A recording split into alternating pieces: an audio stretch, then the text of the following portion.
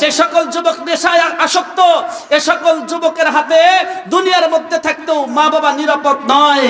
ইমানদার মুসলমান, বড় দুঃখ এবং পরিতাপের বিষয়, এই নেশাখোর যুবকদের কাছে মা বাবা মৃত্যুর পরেও তারা নিরাপদ নয়। যেমন তার চাক্ষুষ প্রমাণ আমরা দেখলাম, এই তো গতকালকে একটা খবর দেখলাম, গাজীপুরের কালিয়াকোট সজীব নামে এক নেশাখোর যুবক তার মার সঙ্গে দাঙ্গা হাঙ্গামা, এক পর্যায়ে মা আত্মহত্যা করছে। মা পৃথিবী থেকে বিদায় নিয়ে চলে গেছে, তার লাশকে মর্গে নিয়ে যাওয়া হয়েছে। এরপরে তাকে যখন দাফন করা হয়েছে, রাত্রের অন্ধকারে এই যুবক এই মার লাশকে উঠাইছে। উঠানোর পরে আবার বাড়িতে নিয়ে আসছে, খাটের মধ্যে এরকম সুন্দর করে মার লাশটা খাটের মধ্যে রেখে দিয়ে এই আপনার পোশাকাদি পরায়া, এমনকি আপনার এই কাঁথা কাপড় এইগুলা কম্বল দিয়ে ঢেকে রেখে মশারিটা টানায় ফেলেছে।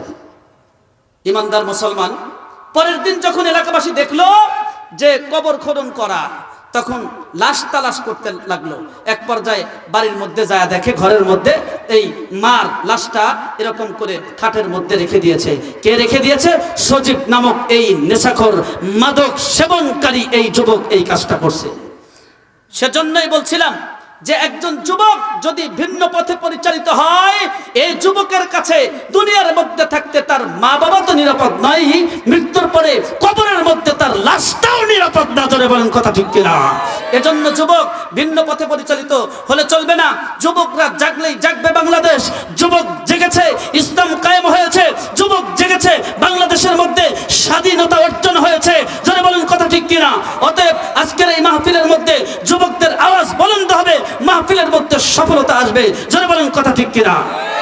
একটু মোহাব্বতে আমার সাথে সাথে সকলেই আমার কথাগুলোই বলতে থাকেন। ইয়া রাসূলুল্লাহ তোমার নাম শুনি কানে জোরে, ইয়া হাবিব তোমার নাম শুনি কানে, ইয়া রাসূলুল্লাহ তোমার আরেকটু জোরে, ইয়া হাবিবাল্লাহ তোমার ওরে নাম শুনিয়া পাগল হইলাম আমরা ভুবনে, নাম শুনিয়া পাগল হইলাম আমরা ভুবনে, ইয়া রাসূলুল্লাহ তোমার নাম শুনি কানে জোরে, ইয়া হাবিবাল্লাহ তোমার মাশাআল্লাহ ওরে নাম শুনিয়া হযরত বেলাল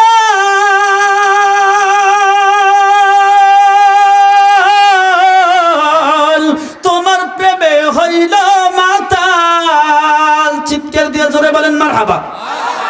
আর একটু আওয়াজ হবে, সবাই বলেন মারহাবা। নাম শুনিয়া হযরত বেলাল